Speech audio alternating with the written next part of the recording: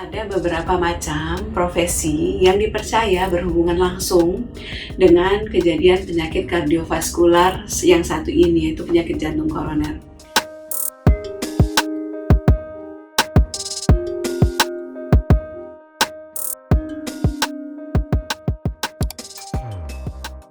Hai semua, bertemu lagi bersama saya Dr. Sarifah dari Klinik Pasadena. Pada kesempatan kali ini kita akan membahas tentang beberapa macam profesi yang mengakibatkan kita bisa terkena penyakit jantung koroner. Penyakit jantung koroner merupakan penyakit akibat tidak sampainya aliran darah ke otot-otot jantung sehingga otot jantung tersebut bisa terhenti atau bahkan sampai mati.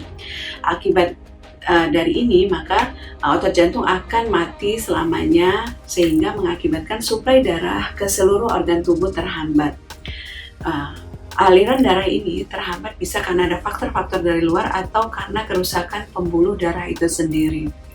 Menariknya, ada beberapa macam profesi yang dipercaya berhubungan langsung dengan kejadian penyakit kardiovaskular yang satu ini, yaitu penyakit jantung koroner. Yang pertama adalah orang yang bekerja dengan duduk seharian berjam-jam. Apabila orang bekerja dengan duduk berseharian berjam-jam, itu dipercaya dia akan mengalami suatu keadaan yang tidak mengakibatkan seluruh otot-otot tubuhnya bekerja dengan baik sehingga aliran darah menjadi tidak lancar. Gaya hidup seperti ini sangat banyak terjadi di akhir-akhir ini, di mana banyak orang bekerja monoton seperti bekerja di depan komputer, kemudian pekerja-pekerja kantoran biasanya duduk berjam-jam.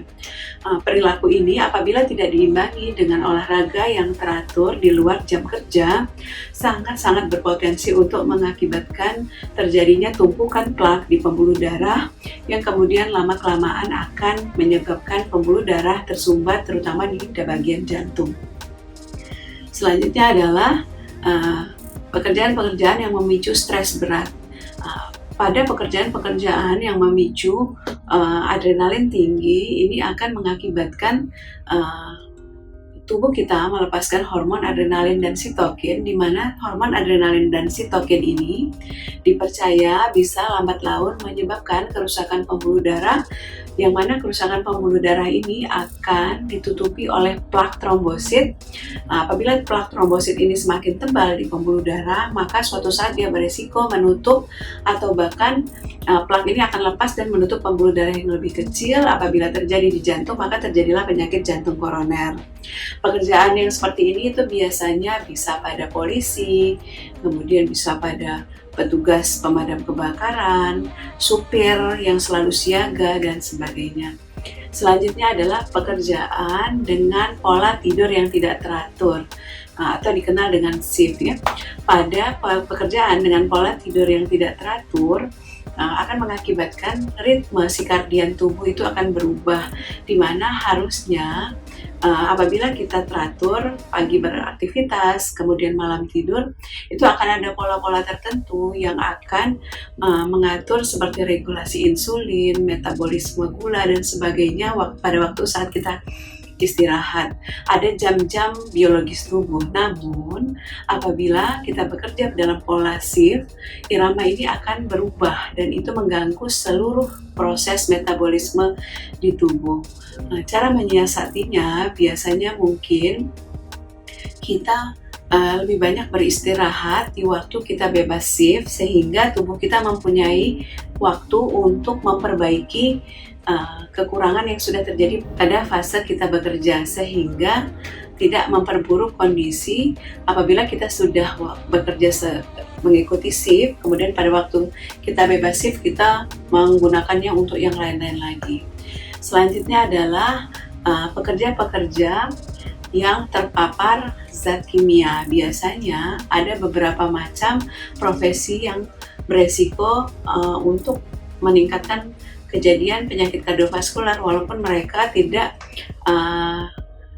langsung menggunakan misalnya seperti rokok atau apa, tapi ada mereka yang bekerja di lingkungan yang asap rokok tinggi, bisa paparan gas-gas yang berbahaya karbon monoksida seperti pada petugas pemadam kebakaran. Pada kasus-kasus seperti ini, apabila mereka bekerja di lingkungan yang penuh dengan polusi, sehingga mengakibatkan banyaknya radikal bebas di dalam darah yang mengakibatkan penuaan pembuluh darah, dianjurkan untuk melakukan medical check-up rutin untuk mengecek kesehatan jantung dan sistem pembuluh darahnya. Apabila sudah mengalami plak ataupun sumbatan akibat zat-zat radikal bebas terlalu banyak masuk ke dalam tubuh, bisa diantisipasi dengan pemberian pengencer darah sehingga tidak bisa mengakibatkan sumbatan itu sampai ke arah ke penyakit jantung koroner yang mengakibatkan kejadian fatal, bahkan bisa sampai kematian. Apabila kita ada di dalam profesi yang seperti tadi, kita harus lebih ekstra menjaga diri kita, konsumsi makanan-makanan yang sehat, di luar jam kerja istirahat sebaik mungkin, gunakan suplemen-suplemen yang dipercaya bisa menangkal radikal bebas dari dalam tubuh. Kemudian jangan lupa memeriksakan diri kita secara rutin agar apabila sudah terbentuk plak-plak yang kemungkinan bisa mengancam, bisa ditangani sedini mungkin. Demikianlah untuk video kali ini. Sampai jumpa di video berikutnya. Sampai jumpa.